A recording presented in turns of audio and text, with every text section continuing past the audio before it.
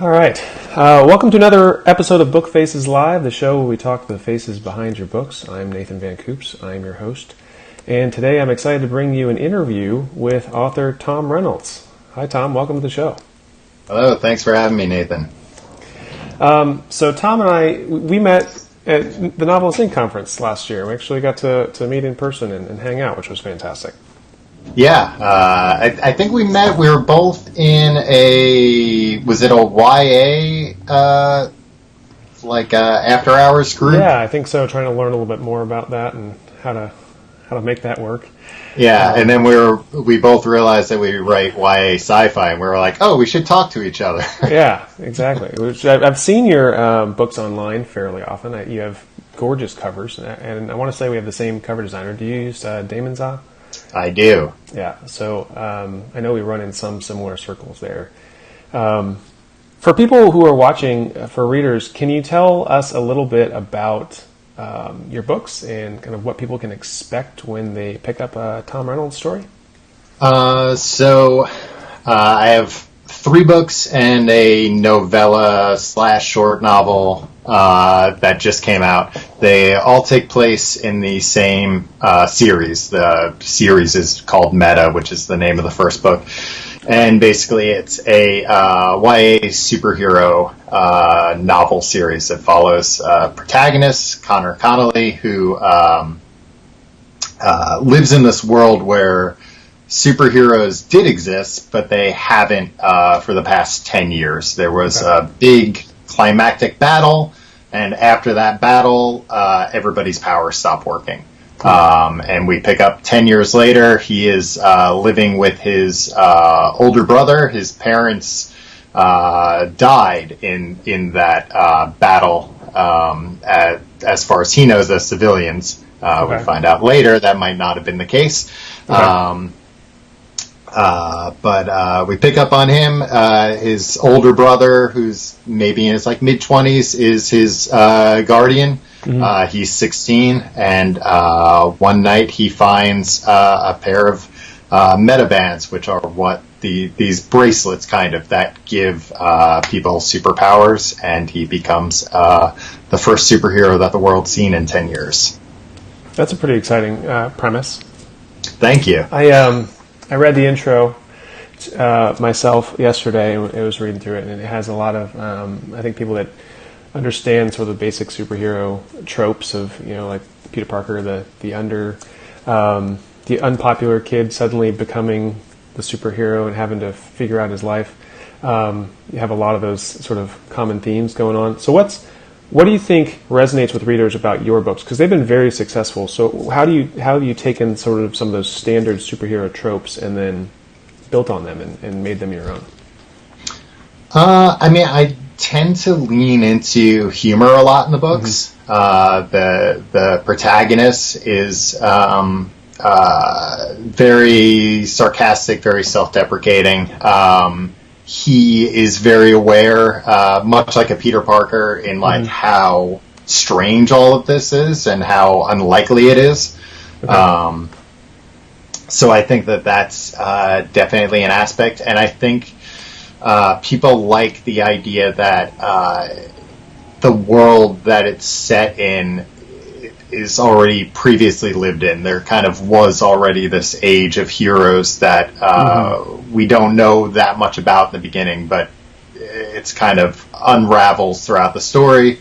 And I've tried to take some, and again, mostly humorous, but kind of like original takes on what would reality be like if this actually happened. How would this affect things like construction workers? Why would somebody hire 30 construction workers when you could have one guy flying up with I-beams all day?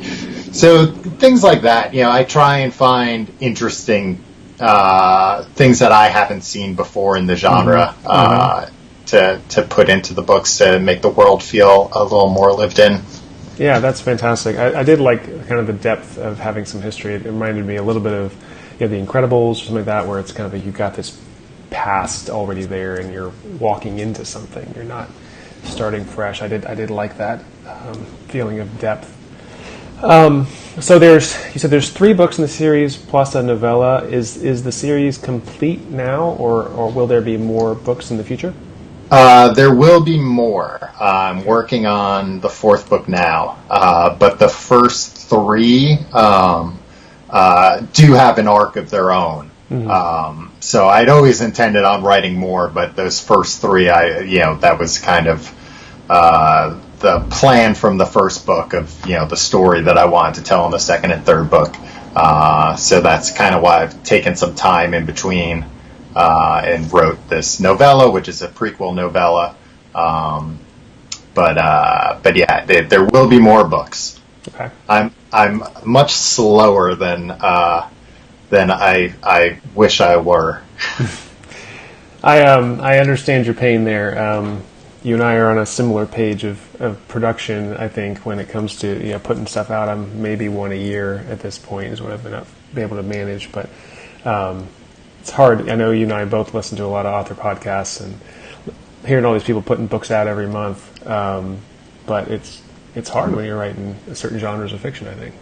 Yeah, I'm always incredibly jealous of other people's output, and continuously trying to figure out ways to be quicker myself. Mm-hmm. But it's slow going. But writing is not your only gig. You've got a very popular podcast already. I actually have 2 podcasts, right? Can you tell people a little bit about the podcasts you produce? Sure. I also am a co-host of a show called The Complete Guide to Everything that's been around for about 9 years now, which in podcast years is a very long time. Go way back. And that was kind of, I guess, like my introduction to working on the internet and creating content that's primarily consumed on the internet. It's a comedy podcast. It's me and my co-host, a good friend of mine, Tim. And the conceit originally was that it was a podcast competitor to Wikipedia. So every week there would be a different topic where we would try and outdo Wikipedia. But of course, they're often topics that we are not educated on in any way. Sometimes we wind up talking about the topic a lot. Sometimes the topic is barely even mentioned. It's a pretty free-flowing show, but as I mentioned, it's been around for a long time. And we've been lucky enough to get a pretty good following for it, especially in England, which is very strange for us. But about half of our audience is in England, so that's interesting. Yeah. So I saw you had lots of downloads of every episode. I was looking at your SoundCloud list, and very popular. And popular in England. So for the past maybe like 6 or 7 years, we've been going to England and Scotland and Ireland once a year and doing live shows over there to ridiculous sized crowds considering what the show is and what we do. So yeah, it's a lot of fun. And now we're part of the HeadGum Network, which is a podcast network in LA and Brooklyn. So we go to a nice studio and have an engineer record our nonsense. It's great. That's fantastic. And you live in Brooklyn, is that correct? Yes. Okay, so you're the second Brooklyn guest I've had on the show so far. Oh, really? Yeah, my narrator Neil also lives in Brooklyn. So, and of course, because I know 2 people in Brooklyn, you obviously run into each other all the time, I'm sure. Yeah. There's no one else. There's no one else there in that city, right? There's just it's a small town here. Small town of Brooklyn. So, where is your co-host also in Brooklyn, or are you guys apart? He actually lives in Queens now, but we record in Williamsburg, which is conveniently like a great halfway point between where I am in Brooklyn and where he is in Queens. So yeah, it is still technically a Brooklyn-based podcast. Okay. So you had a successful podcast with a big following, and it's grown and grown over the years. What inspired you to take the leap into fiction and say, "Hey, I want to write this superhero series"? So actually, a couple of fortuitous things that one of which didn't look only as fortuitous in hindsight, which was I lost my job a few years back. I love my job. I work for a video startup that is no longer around. And basically, I was the beginning of the end for that, not me personally, but my being let go. It just kind of came as a shock, came out of nowhere. And, I immediately looked to jump back into the New York startup world, was interviewing all over the place, had two great lines of interviews going for two great companies that I would have been thrilled to work for. Yeah. Both of them were like 6-week interview processes. And on the same day, I got calls from both companies telling me, bad news, we're not hiring you, but good news, we're actually not going to hire anyone for this position, we decided. So, don't feel bad. It's not like somebody beat you out for it. I was like, well, no, it makes me feel worse. It's just a colossal waste of everyone's time. Oh, God. So I was just feeling very frustrated by that whole process, so much time put into it, and was not looking forward to jumping back into it, and said, you know what, I've always wanted to write a book. I already had the idea for Meta that I've been, playing around with on nights and weekends. I said, let me write this. Let me do this. It won't go anywhere, but by the time it's finished, I'll be ready to jump back into, looking for a startup job. And at least by that point, I won't have to say, oh, I spent the past few weeks watching TV and past few months doing nothing. Right, yeah. I wrote a novel. That's always what I wanted to do. That's what I did with my time away. So that was one thing. And the second was actually our mutual cover artist, Damon. Mm-hmm. I met through the podcast. He was a fan of the podcast. And I think it was right when we started our Patreon, we got a real big donation from him, and I recognized the name. Damon Za is a pretty unique name. It's like, this is the guy that does indie covers. I know that name. So I emailed him and told him, I recognize you. I love your work. This is something I've been thinking about doing. And he said, well, if you ever finish that book, I'll give you your first cover for free. Wow. And that was just enough of a kick in the pants. Couldn't turn down a free cover. Right, yeah. And it's worth hundreds of dollars, first of all. And then they're gorgeous covers, too. I mean, they do amazing work.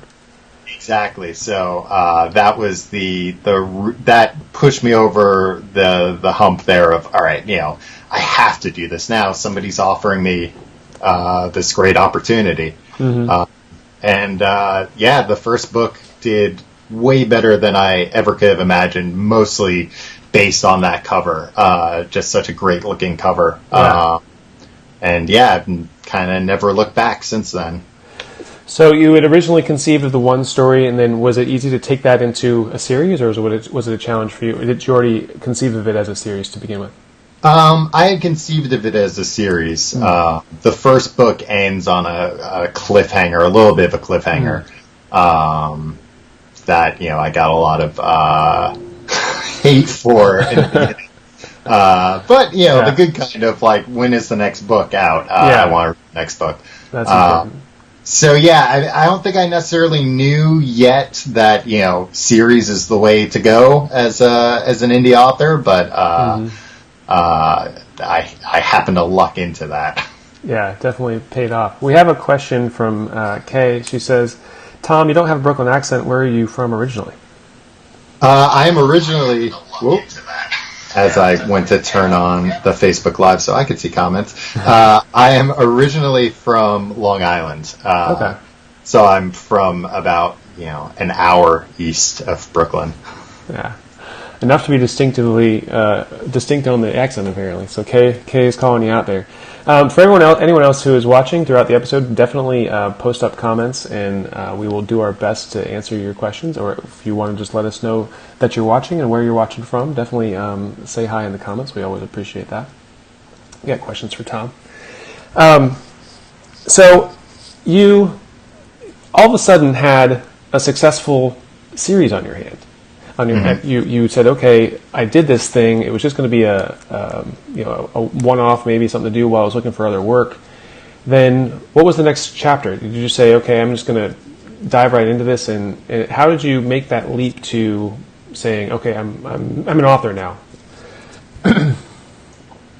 It was really just based on how well the first book did. The first week it didn't do that well. The first week I was actually pretty disappointed, thinking that I would have gotten, based on the podcast, like, all right, well, even 1% of these people would be more biased than this. So I was a little disappointed. Right. But then the algorithm kicked in and started showing it to people. And yeah, it kind of, it was hard to wrap my head around a little bit, and trying to quickly figure out like how to do this as a business. I was lucky just from podcasting and from working for a startup, knowing a little bit about marketing and social media marketing and how all that works. So I had a little bit of a leg up, but yeah, it was pretty much like, well, I guess I'm going to have to get started on the second book right away. Were there elements of your success that you were able to look at and say, okay, based on looking at reviews or things like that, you're saying, okay, I did these things right. These are the things that I need to duplicate in my future books to be successful. Were you able to sort of look at your success in a way that was useful to help you repeat it? I think, I paid attention to what people were saying in reviews about what they liked, what characters they liked, what they liked about those characters. And luckily they were, intentional things that I was doing. So I was able to double down on that. I tried, again, from doing the podcast for so long, I tried to, make myself pretty accessible. I'm trying to remember. I think the first book I did like free book plates. If people sent me a receipt that they had bought a paperback version of the book, I would mail them a signed book plate that I had, designed with the meta bands on it and everything. So I tried to do little things like that just to kind of foster that small audience in the beginning. What are some ways you're keeping that going? Do you have a Facebook group or ways for people to connect with you currently? What can readers do if they're interested in your books? I do have ways to do it. I have not been great about it recently, but I am on Twitter and Instagram and Facebook. Twitter tends to be more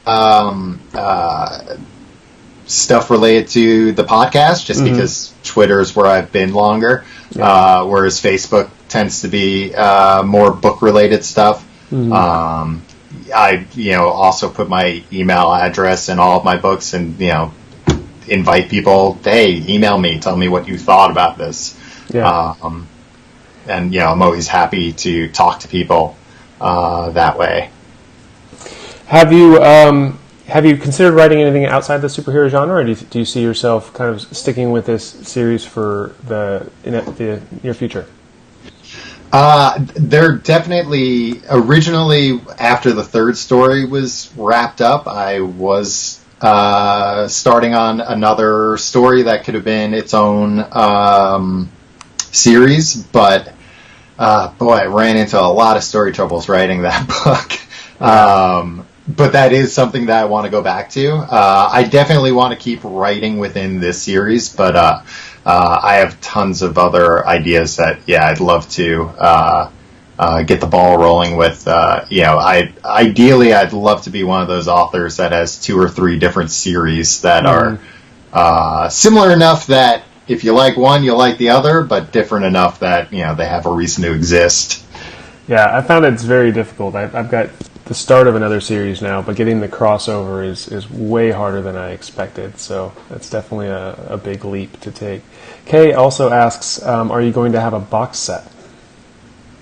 I do have a box set of the first three, only in ebook form, though. It's not a physical box set, unfortunately. Okay. And so there is book 4 in the works. What sort of has grown with this world? Are you following the same character the entire time, or is this have you sort of branched out different point of views, or how's that working? No, it's still at least the main series. It's still first person from our protagonist's point of view. The novella that just came out, that is a third person point of view. Okay. But at least for the main series, I think so much of it hinges on the protagonist's internal monologue that that has to stay. But it does provide a lot of challenges of, basically we can't see anything that he's not seeing. Yeah, I run into that same problem with my main time travel series. Is also a point of view, first person perspective, present tense. What are some ways you found around kind of revealing your villain's intentions that way? You have to find ways to have the villain and the protagonist confronting each other, where sometimes in situations where fists can't be flying right away. Yeah. Things like that. I mean, I try and stay away from somebody seeing somebody else on TV, but sometimes there's no other way around it. At least you're in a genre where the villain having a monologue at the end explaining his evil plot is sort of a trope that's already exists in your stories. So maybe it wouldn't be too bad. But I could see that. When you have an antagonist that's threatening the entire city, then he's going to go on TV and say, hey, I'm threatening the entire city. So, but that is actually something that in book 4, not to give too much away yet, but the antagonist is somebody that the protagonist is dealing with alter ego wise on a much more consistent basis, precisely to try and get around that issue. Yeah, these are the challenge of the first person point of view.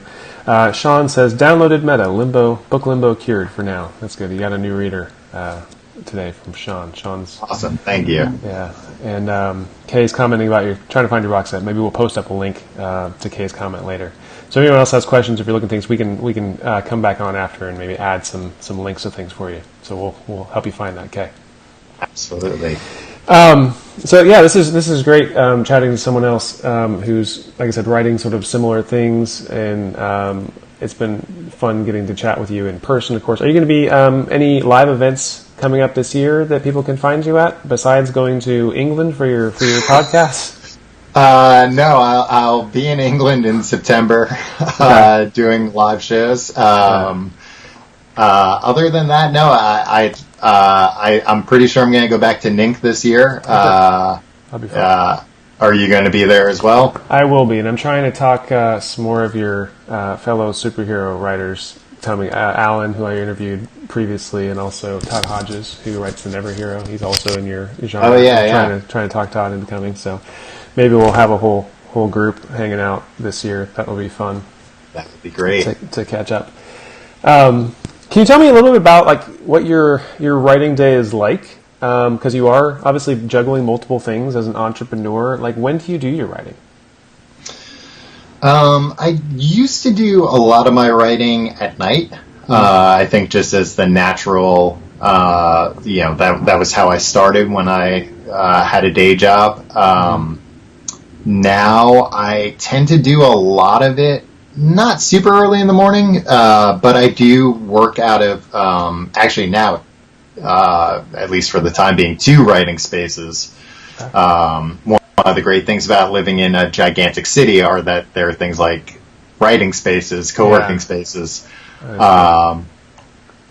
and especially great if the writing spaces are so less expensive than regular startup co-working spaces. So I work out of a place in Union Square in Manhattan, but they've now opened a satellite office in Brooklyn.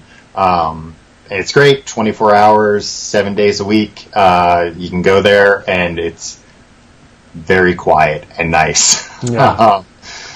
So that's what I do to kind of help separate, working from everything else. Head in there every weekday, and it's also nice being surrounded by other people writing. You don't feel as lonely. Have you felt more inspired or discouraged with the sort of wave of superhero fandoms of like the MCU and things that are going on in? How have you dealt with the massive? I guess how would you call it? I guess the trend of superheroes all over the place now. I think it's still a good thing. Every year it seems like everybody's predicting that superhero fatigue will set in. But then, every Marvel movie that comes out does better than the last one. So, so far I think it's a good thing. I think that, I would hope that people are going to see those movies and going home on Amazon and looking for other stories. And especially to have superhero stories that aren't in comic book form is still somewhat rare. Okay. Although it is something that Marvel and DC have jumped on now, and they both have lines of YA superhero prose novels. So if they're jumping in, then it must be a good sign that there's still readers to be found. Yeah, and I think they're definitely still mining, all of our generation growing up reading comics. I assume you probably grew up reading comics as well. Absolutely. I feel like I would be remiss if I didn't ask you, so what would be your ideal superpower? Ideal, huh?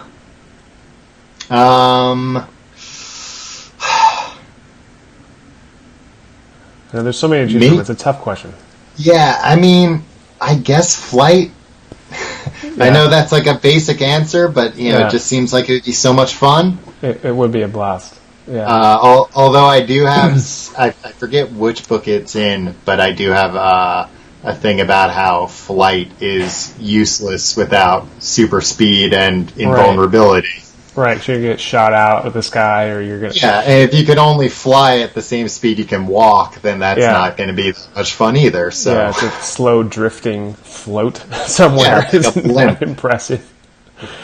But I want to say that, in the beginning of your book, sort of similar to The Incredibles, there's stories of superheroes who have used their metabands improperly, and, but instead of being sucked into a jet engine, they were launched into space or... things like that. I think that's great that you do deal with the hazards of being a superhero, because it's a pretty dangerous job. Yeah, there's a little bit of dark humor in some of it, but and people that didn't weren't superpowered very long before they met an untimely demise. Yeah. I deal with the same thing with my time travel. It's one of those things, like if I'm writing time travel as a premise, like you're going to have to take into account all these dangers of like all the different ways you can kill yourself. And I think, with superpowers, it's got to be. I think the same thing about Star Wars. Like people having lightsabers, like there's like a whole bunch of little mini Jedi wielding lightsabers in those movies. And I'm like, why is no one missing limbs? Because somebody is going to be missing a limb. At some point there's going to be an accident or two. At least some, scorch marks on their clothes. Because there's obviously no safety mechanisms on that thing that prevents you from hitting someone, because that's what they're for. So right. Yeah. I'm glad that your books, it sounds like a lot of fun that they deal with some of these issues. So, those are some of the most fun things to write for me. To just kind of, and I'm sure for you, it's similar that superhero time travel. There's so many stories told with these tropes, so it's fun to think about the real world consequences and kind of put some of those. I think we all have movies that we've watched where you think, well, if they can do that, then why? So it's fun to kind of address some of that in books. I was just watching one of the Star Trek movies just the other day, Star Trek Beyond, but there's always a very convenient like terrain feature or something obstructing their teleporter where they can't just teleport someone. There's some reason why they're in a nebula, or there's some interference that always has to happen to block the amazing power of their teleporter, because their teleporter basically solves most of their problems. Right. Yeah. So you end up with, which Sean left a comment. He says, flight, I would go for teleportation, less air sickness. It's hard to go wrong with teleportation. That's true. Although, actually, I have a fan sent me a amazing drawing of a scene from my book, which I happen to have right here. That I'll take off the wall, where my protagonist teleported into the bathroom and wound up with a foot in the toilet. Yeah. I like it. So you have to be very careful. Yeah, these are the same space issues I deal with my time travel. People get fused into things all the time and die terribly. Big problem people don't think about. Yeah, exactly. I like that. That's super cool that you have fan art. That's awesome. Yeah, and it's a cool superhero costume too.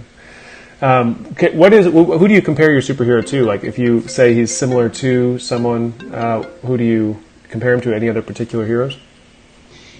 I mean, power-wise, he's probably similar to, like, a Superman. Okay. A little bit of the first story is kind of based on the idea of what if the Robin to a Batman was actually Superman? What if, instead of Batman mentoring somebody else who didn't have powers, he was mentoring Superman. Because there's a mentor character, Midnight, who is a powerless vigilante, very similar to a Batman or a Daredevil. Yeah. Well, I guess Daredevil has powers, but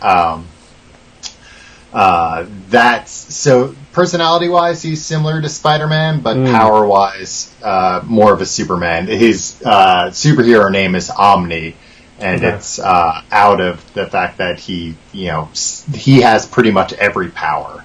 Yeah, that's really coul I'm excited to check it out because it's always a lot of fun to play with. I remember that he was probably like Peter from Heroes he ended up with like all the powers. I remember if you watched that TV show back in the day, the original. Yeah, a little bit. Yeah.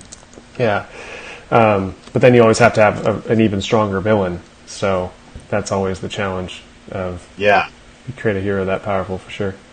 But well, it sounds like a blast. I mean, it sounds like the series is a lot of fun, and it looks like you've already got a couple of new readers already from watching so far today. So, Tom, thank you so much for taking the time to come on the show and tell us about your books and your series. I really appreciate it. Thank you so much for having me, Nathan. Where's the best place for people to look you up and send you information? TomReynolds.com has all my stuff. I mean, my email's tom@tomreynolds.com. It's not hard to figure out. Yeah, I was noticing that you snagged most of all the Tom Reynolds. For being a fairly common name, you've got most of the domains, which is great. Yeah, I have Tom Reynolds on Twitter. I do not have Tom Reynolds on Facebook. I am facebook.com/sometomreynolds. I couldn't have that. An Australian social media expert got the Facebook Tom Reynolds and tried to trade that for the Twitter one, and I was not interested. Gotcha. Well, yeah, it's good to have an alter ego somewhere. Your Australian version of you, Tom down there. Well, and there's another example of having done the podcast and being on the internet for so long. That was a multi-year process to get TomReynolds.com. So I'm sure. Luckily, I had done it before becoming an author. Yeah, before the big boom. So, veteran of the internet that you are. So, well, yeah, thank you so much. So, TomReynolds.com. People go check out Tom's books. We'll post some more links in the comments, and I'm sure people can continue. If you're watching the replay, feel free to comment. We'll try to check back in and answer questions as best we can. I'm sure Tom would be happy to do that as well. Absolutely. All right. Thank you, Tom. And it was great talking to you. You too. Thank you. All right. Have a good one.